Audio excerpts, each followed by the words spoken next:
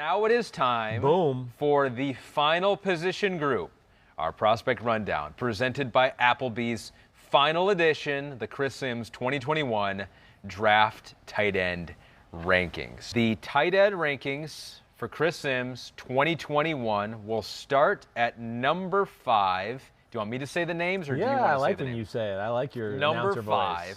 BRILEY Moore out of Kansas State. Listen, this is one of those. I'm just cracking my way down the list, right, with these tight ends and constantly, and I'm starting to go, okay, we're getting into like kind of averageville here, right? And I got to BRILEY Moore, and I just went, whoa, this guy's got something to him. You know, first off, we talked about, can he be effective in both areas, run game and pass game? Yes and yes. There's no doubt about it. You know, really, I thought out of the tight ends I watched, I thought his blocking was special. You know, not only just like, you know, I take special in one-on-one blocking, being able to block DNs or linebackers at the end of the line of scrimmage. You know, your ability to work with your teammate, you know, next to you, their tackle. Hey, we're going to double team this guy, then I need you to go up and get the linebacker, right, the tight end. Yeah. He does all of that stuff really, really good. And really, you know, as far as just the blocking was concerned, I thought that it was up there with really who I would say is the top blocker who just misses the top 5 for me in this is Hunter Long, the Boston College tight end, right? Yeah. So I'll give him a little shout out. He's good. He's got potential. There's no doubt about that. I didn't love everything he brought in the pass game. I think he'd do more than that. But I thought that these two guys were the best, like, pure end-of-the-line tight end blockers, right? Where they can block big people, they can block smaller, fast people, do all that stuff too.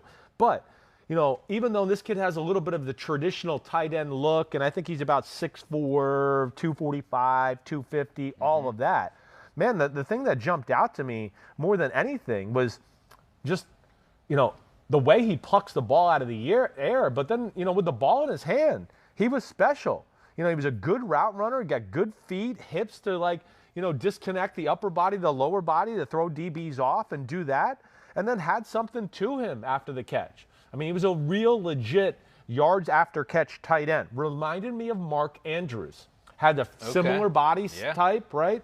It is. I mean, the way he runs and plays, that's really, I thought, like what he was. You know, I said, you think he's got the ability to be a traditional Y because he's such a good physical blocker, always got his feet underneath him, everything of that. But because of the way he moves and runs route, I think you can flank him out a little bit. You could put him in the slot, extend him from the line of scrimmage a little bit. Brevin Jordan out of Miami. Yeah. He is number 4 on your list. Like, got some really special things about his game. I mean, really athletic looking tight end. You know, it's a little bit of a made up size. That's what I will say. I think he's a guy that's probably smaller who's worked out really hard to be, I don't know what he weighed in his pro day, probably 245-ish, somewhere in that area, right? You know, okay, 247. Wow, it's a little bigger than I thought there. Only 2 pounds. But yeah, it's close. Yeah, I know, you're right. It doesn't really matter. But I think what I see from him more than anything, I think the thing that jumps out is just pure rawness, but pure physical ability, especially like with the ball in his hands again, or to stretch the field as a pass receiver at the tight end position. You know, other than, again, you know, Kyle Pitts, who's going to be the top guy. Shocker, okay? And everybody knows that. That's not like, there's no, oh, no, I let it out. Everybody that says he's going to be a top 5 pick. Kristen, beep that out. Beep that out. Pretend he swore. But I thought, like, his ability with the ball in his hand and his ability to stretch the field, only one that's, you know, better than him is Kyle Pitts in this class as far as that is concerned. So that's where he's special. Now, the big thing, too, is he a real tight end? You know, I don't know if he's a traditional Y. You know, and again, really BRILEY Moore right after this last guy, I should have brought this up, too. You know, yeah, I think they can do some traditional Y. They might be really in the perfect world more of the second tight end, the H-back tight end, whatever. The tight end that's in on more of the passing situations. Yeah, we'll run the ball, but he's also, you know, we really want him in here for the pass game. You know, I think that's the big thing here too. You know, but yes, the run blocking and all of that, it's not as crisp as you would like for, you know, a guy that, I'm not going to lie, last year when I was doing Notre Dame games in the 2019 season, I saw a lot of Miami crossover film. I kept going, man, this kid here looks like he's going to be a first-round pick.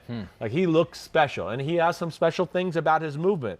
But, you know, I do think route running is raw. He kind of just does it with his pure ability. Yeah.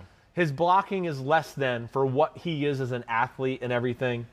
You know, just can fall off blocks too easy, falls on the ground, loses his balance too much, you know, stuff like that, to where he's just not dependable or consistent in those areas quite yet as compared to, you know, some of the top guys we're going to talk about here. Number 3 on the Chris Simms 2021 NFL Draft Prospects Tight End Rankings is Tommy Tremble. Tommy Tremble, that's right. Yeah, I mean, yeah, I've had an inside look at Tommy Tremble. You know, that's where there's not a lot of production here for Tommy Tremble. Correct. They don't feature him a lot in the pass game. He did not have a lot of career catches. But they did feature a true freshman, Michael Mayer, over him. I know they did. So it's not like they don't feature tight ends ever. I get that. And listen, that's a question. I don't know what the deal is with that. That's going to be, teams are going to have to do their due diligence there. Yeah. There's no doubt. Now, I can also say, watching on, like, film, too,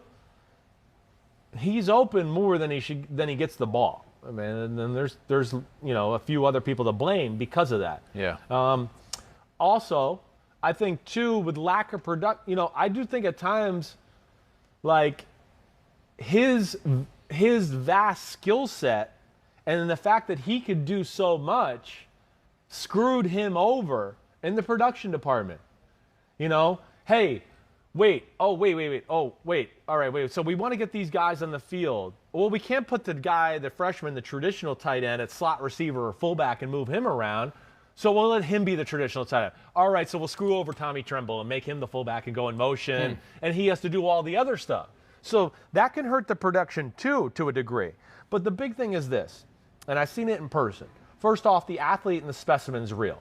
He's got twitch. He's got really good power for somebody in the mid 240s as far as, like, just one-on-one, mano-a-mano blocking. But his speed is real, and, like, Ahmed doesn't block, like, tries to knock your head off. It is violent. One thing I wrote down, loves contact. Loves contact. This is the most violent blocker in the draft. I mean, as far as the tight ends are concerned. And, you know, that's where I think he lost some ability in, you know, what he was going to do production-wise too. Right. But can block people bigger than him, block people in space, put them in motion, let them lead the tailback on a toss sweep. He's amazing at doing all of that stuff. You know, is he a traditional wide tight end? No.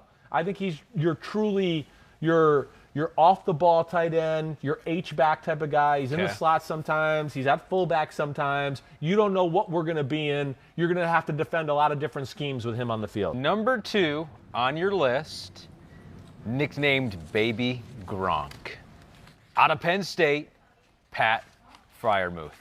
Is he Baby Gronk? No, he's not. Okay. Let's settle down with that. When you're called Baby Gronk, you have to be just a pure, like, just beast of a human being, and I mean that more in the physicality, you know, way. And off the field. Like, you got to have, like, a party side. Right. You got to really have it all. Maybe this guy has that, and if Maybe you that's do, don't show it till after you get drafted, all right? That might hurt your stock.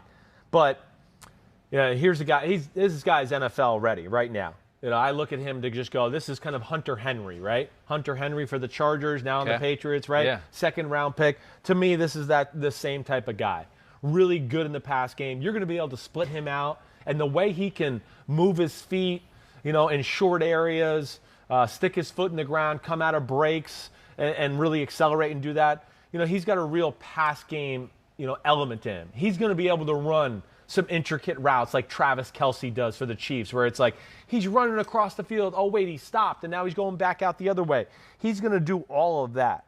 You know, he was really, I thought, a pretty special route runner. Blocking-wise, good. This is why he's not Baby Gronk. It's good, but he's more of a, like, I got my assignment done blocking. I didn't just absolutely maul you and destroy you, right? And there's nothing wrong with that. I got no issue with that. I don't give a damn. You know, I really don't. You know, but I think, you know, overall, there's not a lot of weakness or things to not like about the guy. You know, I think he's NFL ready, like I said, and you're going to be able to do some different things with him in the pass game. Yeah, he was an all-state linebacker in high school, basketball player in high school as well. Only did play 4 games last season because of a shoulder injury in 2020, but he's a 2-year team captain. Seems like a very confident guy from some of the scouting reports and reports from his teammates out there. So 6'5", 250 at FREIERMUTH. You know, I wish he would play bigger, right? For as good as he moves and things like that, like, you know, that's one of the, doesn't play as big as his size, run blocking, or as a pass receiver with 50-50 balls, like, right? Don't get to see a ton of that where you're just like, wait, the way this guy moves in that, why don't they just split him out and let him like dominate linebackers, do stuff like that more? So, you know, I wish you got to see more of that.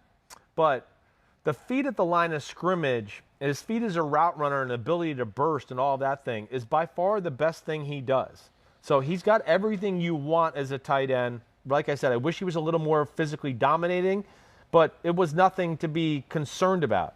And I think that's also one of those things too where, you know, again, NFL, you get around a lot of, you know, alpha males and your coach is yelling at you a little bit more. Sometimes that makes young kids into men, for lack of a better way to say it, to where you find that physicality or aggressiveness or 50-50, I'm going to attack it and it's going to be 70-30, that type of stuff. He could get a little bit better at that, no doubt about that. But I think it's a really good tight end altogether, and somebody's going to be happy there in the mid-second to get him. All right, people are calling Kyle Pitts generational talent. And you only can throw that around once every 10 years at minimum, maybe once every 20 years. I said that with Penny Sewell? Yeah, you said he was borderline generational. Okay, yeah. okay. Just want to make sure. You want to take that back? No, I'm cool with that. I'm all right. It's a bold statement. It's a bold statement because you can't, like, if you give it to Kyle Pitts here, you cannot give it to any tight end next year or the year after that. It's good. It like goes against the rules of generational talent. What if like LeBron and Michael come out in 2 drafts in a row? Sometimes that happens. That's not generational then. You're like, he's as good as the guy last year, basically. He's he's a one-year generation. 1 year generation. So Kyle Pitts, number 1 on your list. Are you willing to put generational talent in front of his name? Yeah, I am. I mean, not even like not a doubt. I'm just like, because again, I didn't even think about this. I'm just going like off the top of my head here.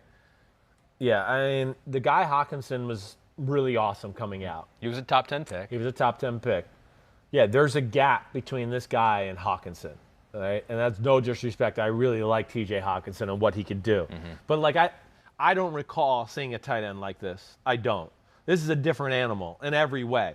You know, whether it's, you know, Eric Ebron, it's none of that. It's none of that. This is, first off, we know he's elite in the pass game, right? So the first thing I wanted to do was go, wait, is this just elite pass game and I don't block anybody? No, the guy blocks. Guy blocks. He wants to block. He's tough. You know, he has a nasty part of him. You know, is he the most perfect blocker in the world? No. He's not like the best I've ever seen, but it's damn good. It's better than any pass-catching tight end I can remember this way. So that's awesome, and you get to see it against some really quality players in the SEC. But, like, I think the first thing that jumps off to me is the body control. The body control, the 50-50 balls. Like, get out of here. It's domination. He is a true nightmare. You know, whether it's guys like, you know, my man Tyson Campbell or Patrick Surtain, who are 2 of my 3 top corners in the draft, mano-y-mano, all over him, doesn't matter. Touchdown, Kyle Pitts. He's just got such great body control, the arm length, the ability to adjust his body with the ball. Oh, I need to go down. I need to contort my body this way. Oh, I need to jump up and pluck it out of there. It can do it all. So that's the first thing. You just go, man, even when he's covered, it's like a slam dunk completion. That's amazing, let alone runs routes like a wide receiver.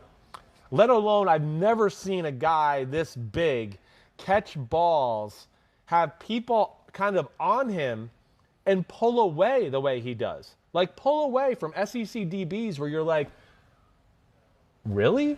Like that guy was on him and he gave him one nudge with the shoulder and he just pulled away from him for a 50-yard touchdown? Like, that's the crap you just go and go, okay, I get it now. I know why everybody is going top 10 pick, top 5 pick, whatever it may be. There's really not, like, it's pretty close to the perfect tight end. And that is it. Woo-woo. You're done looking at tape. The Prospect Rundown presented by Applebee's.